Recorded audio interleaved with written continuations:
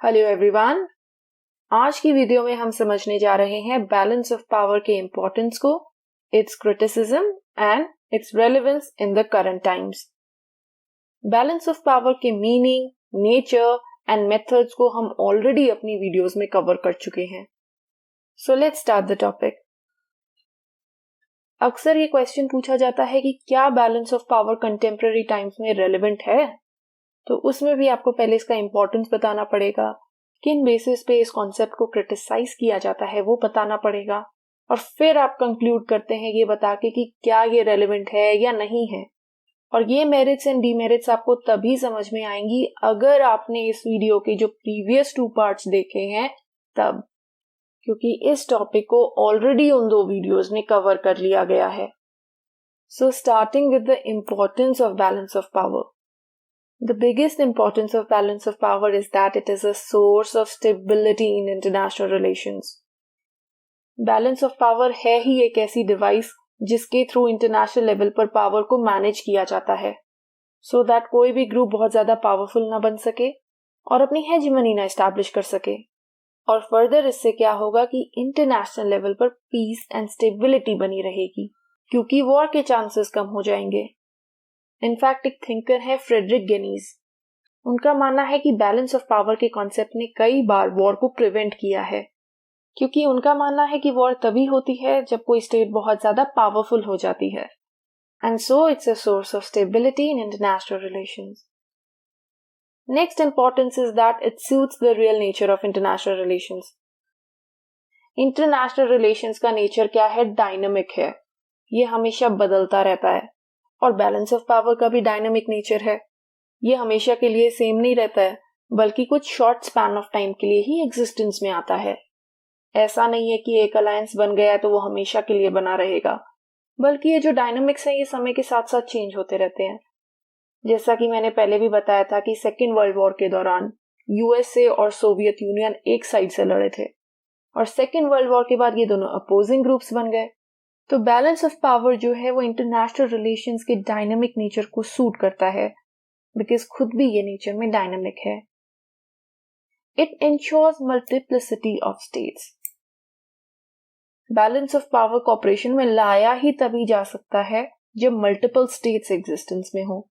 तो इसका ये एक इंपॉर्टेंस है कि बैलेंस ऑफ पावर का कॉन्सेप्ट इंटरनेशनल लेवल पर मल्टीपल स्टेट्स का एक्टिव पार्टिसिपेशन इंश्योर करता है।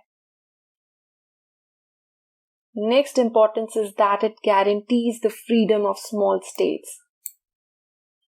इसका एक प्रिंसिपल है कि किसी भी देश को एलिमिनेट नहीं किया जा सकता, तो ये फेवर करता है कि सभी स्टेट्स एग्जिस्टेंस में बनी रहें, चाहे वो स्मॉल स्टेट्स ही क्यों ना हो। और इसी वजह से जो स्मॉल और वीक स्टेट्स हैं वो भी सिक्योर फील करती हैं, उन्हें लगता है कि उनकी सिक्योरिटी और फ्रीडम को कोई खतरा नहीं है। It also discourages war. Balance of power war पे जाने की बात जरूर करता है बैलेंस को एस्टैब्लिश करने के लिए, बट अल्टीमेटली ये वॉर को डिस्करेज करता है। After all balance of power का ऑब्जेक्टिव क्या है? कि एक जस्ट इक्विलिब्रियम बना रहे, जिससे पावर मैनेज रहे और इंटरनेशनल लेवल पर पीस एंड सिक्योरिटी हो और वॉर को अवॉइड किया जा सके, क्योंकि इसमें ग्रुप्स को पता होता है कि अगर एक ग्रुप ने अटैक किया तो दूसरी तरफ से उतना ही स्ट्रॉन्ग रिटेलिएशन मिलेगा, since the power between the two groups is almost the same। तो इसी प्रकार ये वॉर को डिस्करेज भी करता है। It is a source of peace in international relations। ऐसा माना जाता है कि बैलेंस ऑफ पावर ने इंटरनेशनल रिलेशंस में पीस एस्टैब्लिशमेंट में एक इंपॉर्टेंट रोल प्ले किया है। इनफैक्ट जो इसका गोल्डन पीरियड था, जिसके बारे में मैंने प्रीवियस वीडियो में बताया था, जो बैलेंस ऑफ पावर वाली वीडियो का फर्स्ट पार्ट था, उस गोल्डन पीरियड के दौरान इंटरनेशनल लेवल पर पीस एंड स्टेबिलिटी थी। कोई बहुत बड़ी वॉर नहीं हुई थी उस टाइम के दौरान। So it's a source of peace, और ये स्टेटस को सपोर्ट करता है इंटरनेशनल रिलेशंस में। अगर पीस एंड स्टेबिलिटी बनी हुई है इंटरनेशनल रिलेशंस में तो उसे बने रहने दो। तो ये होती है importance of the concept of balance of power. हालांकि कुछ पॉइंट्स पर बैलेंस ऑफ पावर को क्रिटिसाइज भी किया गया है, and that point is that balance of power can not ensure peace. कोई भी कॉन्सेप्ट हो, उसके पॉजिटिव और नेगेटिव पॉइंट्स दोनों होते हैं। यही बात बैलेंस ऑफ पावर के साथ भी है। क्रिटिक्स का ये मानना है कि even during its golden days, which means कि जो इसका गोल्डन पीरियड था फ्रॉम 1815 टू 1914, उस दौरान भी बैलेंस ऑफ पावर का जो कॉन्सेप्ट है वो पीस को इंश्योर नहीं कर सका। तब भी बिग स्टेट्स जो हैं वो स्मॉल स्टेट्स को डोमिनेट कर रही थी और तब भी वॉर्स चल रही थी, जिसका एग्जाम्पल है रशिया ऑटोमन वॉर, जिसे रूसो टर्किश वॉर भी कहा जाता है, जो इसी गोल्डन पीरियड के दौरान चल रही थी। सो क्रिटिक्स का मानना है कि बैलेंस ऑफ पावर जो है वो पीस इंश्योर नहीं कर सकता है। Second important point is that states are not static units. States static unit नहीं है। हर स्टेट अपने लिए ज्यादा से ज्यादा नेशनल पावर चाहती है, चाहे उसके लिए उसे अलायंसेस करने पड़े, दूसरे देशों पर हमला करना पड़े, दूसरी स्टेट्स को इन्वेड करना पड़े या उनकी टेरिटरी सीज करनी पड़े। तो यहाँ कहने का मतलब यह है कि ऐसा नहीं है बैलेंस ऑफ पावर के तहत जब कोई स्टेट किसी ग्रुप को ज्वाइन कर लेगी तो वो अपनी पावर एस्पिरेशंस को खत्म कर देंगी। स्टेट्स कंटिन्यूअसली वर्क करती रहेंगी अपनी पावर को इंक्रीज करने के लिए। तो ऐसा बिल्कुल नहीं है अकॉर्डिंग टू द क्रिटिक्स कि बैलेंस ऑफ पावर एस्टैब्लिश होने के बाद पीस एंड स्टेबिलिटी एस्टैब्लिश हो जाएगी और वॉर्स को प्रिवेंट किया जा सकेगा, क्योंकि यह बैलेंस के एस्टैब्लिश होने के बाद भी कंटिन्यूड रहेगा as states want more and more power for themselves. Next important point is that preponderance of one state in the world can also secure peace. एक ग्रुप का होना इंटरनेशनल लेवल पर वो भी पीस इंश्योर कर सकता है और ये रियलिटी रह चुकी है। जब कोल्ड वॉर खत्म हुई, एक यूनिपोलर वर्ल्ड एस्टैब्लिश हुआ under the leadership of United states, तो उस दौरान भी इंटरनेशनल लेवल पर पीस एंड स्टेबिलिटी ही रही। ऐसा नहीं कि कोई बहुत बड़ी वॉर्स हुई। एक ग्रुप का डोमिनेशन होना भी पीस इंश्योर कर सकता है। तो ये जो बात है ये बैलेंस ऑफ पावर को कॉन्ट्राडिक्ट करती है और इसका बहुत इंपॉर्टेंट क्रिटिसिज्म है। Another criticism is that it has a narrow basis. ये सिर्फ और सिर्फ एक ही एस्पेक्ट पर फोकस करती है, दैट इज पावर। बाकी सारे एस्पेक्ट्स को ये इग्नोर कर देती है। इसका मानना है कि इंटरनेशनल रिलेशंस में तो आते ही पावर रिलेशंस हैं। दूसरे रिलेशंस को, चाहे वो सोशल रिलेशंस हो, इकोनॉमिक रिलेशंस हो या कल्चरल रिलेशंस हो, उसको ये इग्नोर कर देता है। तो ये भी इसका एक इंपॉर्टेंट क्रिटिसिज्म है। ये पावर के कॉन्सेप्ट के बियॉन्ड नहीं देख सकता है। It also offers a mechanical view of peace. इस कॉन्सेप्ट का मानना है कि पीस तभी हो सकती है जब इंटरनेशनल रिलेशंस में एक बैलेंस ऑफ पावर हो। लेकिन पीस जो है वो सिर्फ और सिर्फ बैलेंस ऑफ पावर पर डिपेंड नहीं करती है, बल्कि और कंडीशंस और सिचुएशंस पर भी डिपेंड करती है। कई बार दो देशों के बीच में पीस कैसे एस्टैब्लिश हो जाती है? कोई अग्रीमेंट करके या कोई ट्रीटी साइन करके। उस बात को ये इग्नोर करता है। या कई बार देशों के बीच में इकोनॉमिक अग्रीमेंट हो जाता है, which further leads to peaceful relations between those states.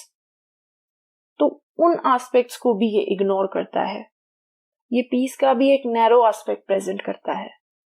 और पीस एस्टैब्लिश करने के लिए देशों में भी तो वो विल पावर होनी चाहिए, एक कॉन्शियसनेस या मोरालिटी होनी चाहिए, तभी तो पीस एस्टैब्लिश हो पाएगी। तो बेशक बैलेंस ऑफ पावर भी एस्टैब्लिश रहे, तब भी पीस को एस्टैब्लिश नहीं किया जा सकता। अगर कॉन्शियसनेस नहीं है देशों में, तो बेशक बैलेंस ऑफ पावर एस्टैब्लिश रहे, तब भी पीस को एस्टैब्लिश नहीं किया जा सकता। Equality of a number of states is a myth. ये मैं पहले भी बता चुकी हूं कि कभी भी दो स्टेट्स की पावर इक्वल नहीं होती है। Same goes for the groups. कभी भी दो ग्रुप्स बिल्कुल इक्वल नहीं हो सकते हैं। हमेशा एक ग्रुप के पास एडवांटेज होती है ओवर द अदर ग्रुप। तो कुछ क्रिटिक्स का मानना है कि balance of power is actually imbalance of power. हालांकि क्रिटिक्स की इस बात को आप काउंटर कर सकते हैं ये बोल के कि बैलेंस ऑफ पावर जो है वो जस्ट इक्विलिब्रियम की बात करता है, ना कि एग्जैक्ट इक्विलिब्रियम की या एग्जैक्ट बैलेंस की। सो फॉर एग्जाम्पल, ऐसा माना जाता है कि इवन जब कोल्ड वॉर चल रही थी तो ऐसा नहीं था कि यूएसएसआर और यूएसए बिल्कुल एग्जैक्टली इक्वल थे पावर में, बल्कि यूएसए जो है वो हमेशा से ही यूएसएसआर से ज्यादा पावरफुल था। So the equality of number of states is a myth. Next criticism is that the uncertainty of balance of power. Balance of power का जो कॉन्सेप्ट है इसको अनसर्टेन माना जाता है. इनफैक्ट मॉर्गनथॉ ने भी इसे अनसर्टेन माना है. ऐसा क्यों है? वो इसलिए कि ये जो कॉन्सेप्ट है वो पावर पर फोकस करता है. और हमने नेशनल पावर वाली वीडियो में समझा था कि देशों की पावर को इवैल्यूएट करना बहुत ही मुश्किल कार्य है. किस देश के पास कितनी नेशनल पावर है इसको एग्जैक्टली मेजर नहीं किया जा सकता है. सिर्फ एक डिग्री तक आप इसको मेजर कर सकते हैं. और जो बैलेंस ऑफ पावर का ऑपरेशन है वो तो डिपेंड इस बात पे करता है कि किस देश के पास कितनी नेशनल पावर है उसे इवैल्यूएट किया जाए. तो जब हम देशों की पावर का प्रॉपर इवैल्यूएशन ही नहीं कर सकते हैं तो वहां पर ये जो कॉन्सेप्ट है वो अनसर्टेन बन जाता है.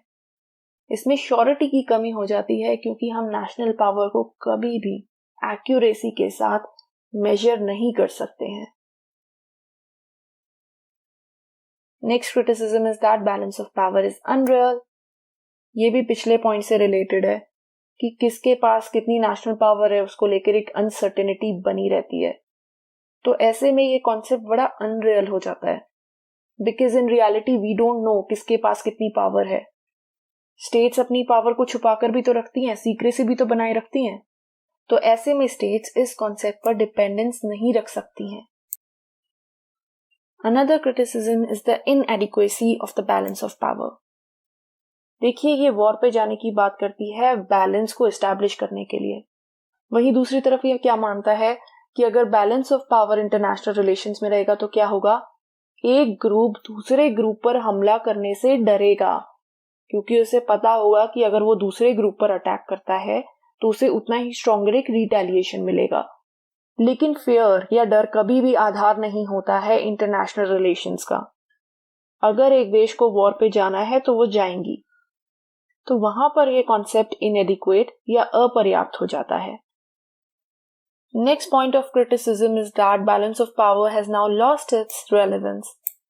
ऐसा कई लोगों का मानना है कि आज के जमाने में बैलेंस ऑफ पावर ने अपनी रेलेवेंस खो दी है. ऐसा क्यों है? इसके लिए काफी सारी आर्ग्यूमेंट्स दी गई हैं जिनको अब हम डिस्कस करेंगे. तो ये था क्रिटिसिज्म या arguments against balance of power. Is balance of power relevant today? क्या कंटेम्पररी टाइम्स में बैलेंस ऑफ पावर का जो कॉन्सेप्ट है वो रेलेवेंट है? कुछ ऐसी आर्ग्यूमेंट्स दी गई हैं जिनके थ्रू ये बताया गया है कि बैलेंस ऑफ पावर का जो रेलेवेंस है वो या तो खत्म हो गया है या बहुत ही कम हो गया है. तो आइए जान लेते हैं कि क्या क्या वो आर्ग्यूमेंट्स हैं. सबसे पहली जो आर्ग्यूमेंट है वो ये, which is the end of era of European domination and the dawn of era of global politics. देखिए बैलेंस ऑफ पावर का जो कॉन्सेप्ट है वो ऐसे जमाने में फ्लरिश करता था जब यूरोपियन डोमिनेशन हुआ करती थी. यूरोप जो है वो इंटरनेशनल पॉलिटिक्स को डोमिनेट करता था, वो सेंटर था पावर का. लेकिन सेकेंड वर्ल्ड वॉर के बाद दुनिया चेंज हो गई. नए कंट्रीज इमर्जेंस में आए. लैटिन अमेरिका भी एक इंपॉर्टेंट सेंटर बना, अफ्रीका भी इमर्जेंस में आया, एशिया का भी राइज हुआ. तो पॉलिटिक्स जो है वो जगह जगह पे स्कैटर्ड हो गई. इंटरनेशनल पॉलिटिक्स का स्ट्रक्चर चेंज हो गया. अब वो सिर्फ यूरोप तक लिमिटेड नहीं था. Latin America, America, Africa, Asia, ये सब रीजन्स के कंट्रीज भी आ गए, जिससे बैलेंस ऑफ पावर की रेलेवेंस कम हुई. क्योंकि देखिए बैलेंस ऑफ पावर क्या बात करता है? ये तो बात करता है कि एक तरफ 7-8 देश हो, दूसरी तरफ 7-8 देश हो. लेकिन आज के जमाने में जब 200 से ज्यादा देश हैं तो अपने आप ही बैलेंस ऑफ पावर की रेलेवेंस कम होगी क्योंकि इतने बड़े लेवल पर तो इस कॉन्सेप्ट को अप्लाई करना बड़ा मुश्किल है. Next is the rise of psychological and political warfare as instruments of national policy. States जो हैं वो साइकोलॉजिकल और पॉलिटिकल वॉरफेयर का सहारा लेने लगी अपनी नेशनल पॉलिसी के लिए. साइकोलॉजिकल वॉरफेयर में मेनली आता है यूज ऑफ प्रोपेगेंडा. प्रोपेगेंडा का यूज कर एक देश दूसरे देश को इन्फ्लुएंस करता है. तो प्रोपेगेंडा का जो रोल है वो बढ़ गया इंटरनेशनल लेवल पर. पॉलिटिकल वॉरफेयर में क्या आता है? ऐसी सारी टेक्निक्स एक्सेप्ट फॉर वॉर जिसके थ्रू देश जो है वो अपने इंटरेस्ट को सिक्योर करते हैं. तो फॉर एग्जाम्पल किसी देश के साथ अलायंस एस्टैब्लिश करना, चाहे वो मिलिट्री अलायंस हो या इकोनॉमिक अलायंस हो, या दूसरे देश में अपने खुफिया ऑपरेशंस चलाना, जिन्हें कॉवर्ट ऑपरेशंस भी बोलते हैं। या इसके अलावा अगर दूसरे देश में दो ग्रुप्स के बीच में कोई लड़ाई चल रही है तो सीक्रेटली उस वॉर को सपोर्ट करना, उसे स्पॉन्सर करना, ये भी एग्जाम्पल है पॉलिटिकल वॉरफेयर का। तो ये जो टेक्निक्स हैं इनका यूज बढ़ गया और ट्रेडिशनली क्या होता था, वॉर एंड डिप्लोमेसी को मेन इंस्ट्रूमेंट्स माना गया था एक देश की नेशनल पॉलिसी का। अपने नेशनल इंटरेस्ट को सिक्योर करने के लिए जो देश हैं वो या तो डिप्लोमेसी का सहारा लेते थे या वॉर का सहारा लेते थे। लेकिन आज के जमाने में वो चीजें बदल गई हैं। अब प्रोपेगेंडा का यूज किया जाता है, अब पॉलिटिकल वॉरफेयर का यूज किया जाता है। और आपको पता है अगर कोई एक देश प्रोपेगेंडा यूज कर रहा है तो आप कभी भी आइडिया नहीं लगा सकते कि उस देश की रियल पावर कितनी है। What is the real national power of that particular nation. तो इससे भी जो बैलेंस ऑफ पावर है इसकी रेलेवेंस में कमी आई। Next is the emergence of ideology as a factor of international relations. Ideology का भी इमर्जेंस हुआ इंटरनेशनल रिलेशंस में। ये एक इंपॉर्टेंट डिटर्मिनेंट बनी देश की नेशनल पावर का।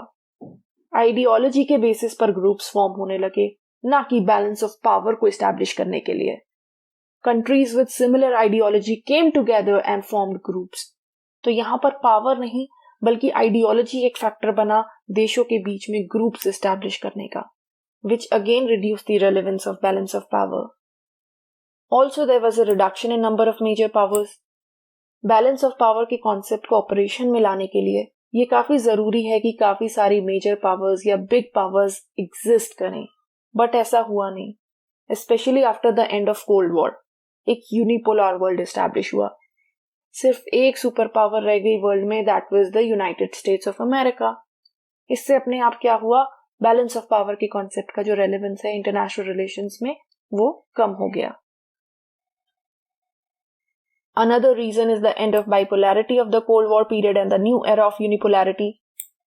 ये वही बात कर रहा है जो हमने पिछले पॉइंट में डिस्कस करी है। कोल्ड वॉर के खत्म होते ही बाइपोलैरिटी का एंड हो गया और जो न्यू एरा इमर्ज हुई वो किस चीज की थी, वो यूनिपोलर वर्ल्ड की थी, यानी कि एक पावर। और बैलेंस ऑफ पावर क्या है, इट रिक्वायर्स मल्टीपल पावर्स। तो ये एक मेजर रीजन था बैलेंस ऑफ पावर की रेलेवेंस में कमी आने का। The end of the era of colonialism and imperialism. Colonialism and imperialism के एंड ने भी बैलेंस ऑफ पावर की रेलेवेंस को कम किया, क्योंकि इनके एंड होते ही क्या हुआ, यूरोपियन स्टेट्स जो थी उनकी पावर में कमी आ गई, उनकी रेलेवेंस खत्म हो गई। और हमने पहले ही डिस्कस किया था कि यूरोप जो था that was the centre of global politics. और उस समय में जब यूरोप सेंटर था ग्लोबल पॉलिटिक्स का, बैलेंस ऑफ पावर का कॉन्सेप्ट फ्लरिश कर रहा था, ये बहुत इंपॉर्टेंट रोल प्ले कर रहा था। बट क्योंकि यूरोपियन कंट्रीज की पावर में ही कमी आ गई, बैलेंस ऑफ पावर का जो मेथड या कॉन्सेप्ट है उसकी रेलेवेंस में भी अपने आप कमी आ गई, क्योंकि जो यूरोपियन पावर्स थी they were the key players of the concept of balance of power. Another important factor was the disappearance of the balancer. ये मैंने प्रीवियस वीडियो में बताया था कि बैलेंसर कौन होता है और कैसे ब्रिटेन जो है वो बैलेंसर का रोल प्ले करता आया है।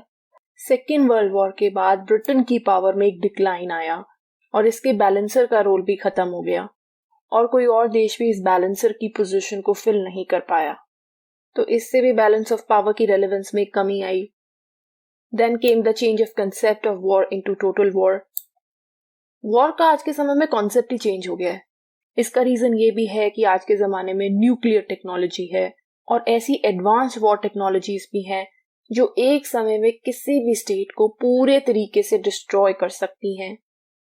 तो आज के जमाने में स्टेट्स वॉर पे जाने से डरते हैं, वो इस मेथड को अवॉइड करते हैं। और बैलेंस ऑफ पावर क्या कहता है कि अगर बैलेंस एस्टैब्लिश करना पड़े उसके लिए स्टेट्स को वॉर पे भी चले जाना चाहिए। However, now states avoid going to power due to the changing nature of the concept of war. This has also reduced its relevance. फिर आता है emergence of global actors. United Nations और कई ऐसे इंटरनेशनल और रीजनल एक्टर्स इंटरनेशनल रिलेशंस में emergence में आए हैं जो इंटरनेशनल रिलेशंस को एक नया सिनेरियो प्रोवाइड करते हैं। ये पीस एस्टैब्लिशमेंट की बात करते हैं, देशों के बीच में कोऑपरेशन को इनहांस करने की बात करते हैं। इनफैक्ट यूनाइटेड नेशंस का तो ऑब्जेक्टिव ही यही है कि इंटरनेशनल पीस एंड सिक्योरिटी को एस्टैब्लिश किया जा सके, और अगर कोई स्टेट दूसरी स्टेट पर हमला करती है तो यूनाइटेड नेशंस उनके अगेंस्ट कलेक्टिव सिक्योरिटी एक्शन लेने की भी बात करती है। साथ ही साथ दूसरे नॉन स्टेट एक्टर्स का भी राइज हुआ है, जिससे स्टेट्स के बीच में एक कोऑपरेशन फैसिलिटेट हुआ है। तो इन सब से बैलेंस ऑफ पावर को एक सेटबैक लगा है। तो ये तो थे वो फैक्टर्स जिनकी वजह से ये कहा गया है कि बैलेंस ऑफ पावर की इंटरनेशनल रिलेशंस में रेलेवेंस जो है वो या तो खत्म हो गई है या कम हो गई है। तो क्या सच में ये रेलेवेंस कम हुई है? हम कंक्लूजन में ये कह सकते हैं कि बैलेंस ऑफ पावर की रेलेवेंस कम तो जरूर हुई है, बट ये खत्म नहीं हुई है। आज भी बैलेंस ऑफ पावर एक बहुत इंपॉर्टेंट डिवाइस है पावर मैनेजमेंट की at the regional level. International level पर इसकी रेलेवेंस जरूर कम हुई है, लेकिन रीजनल लेवल पर ये एक बहुत इंपॉर्टेंट कॉन्सेप्ट है। रीजनल पावर्स का प्रयास रहता है कि अपने रीजन में एक बैलेंस ऑफ पावर एस्टैब्लिश रहे, और इसका सबसे अच्छा एग्जाम्पल मैं आपको इंडिया और चाइना के पर्सपेक्टिव से बता सकती हूँ।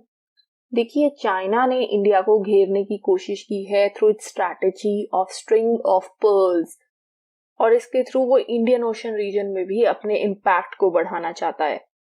तो इस स्ट्रिंग ऑफ पर्ल स्ट्रैटेजी के तहत इन्होंने क्या किया कि इंडिया के आसपास जो कंट्रीज हैं वहां पर अपने बेसेस एस्टैब्लिश कर लिए। इनमें आते हैं countries like Sri Lanka, Maldives and Myanmar. तो इसके बदले में इंडिया ने क्या किया? India came up with the strategy of necklace of diamonds, या इसे डायमंड नेकलेस स्ट्रैटेजी भी कहा जाता है। तो जैसे चाइना ने इंडिया को घेरा, इंडिया ने घेरने की कोशिश करी चाइना को उनके अराउंड जो कंट्रीज हैं वहां पर अपने बेसेस एस्टैब्लिश करके, चाहे वो कंट्री सेशल्स हो या सिंगापुर या Vietnam. So this is how balance of power जो है वो रीजनल लेवल पर फंक्शन कर रहा है।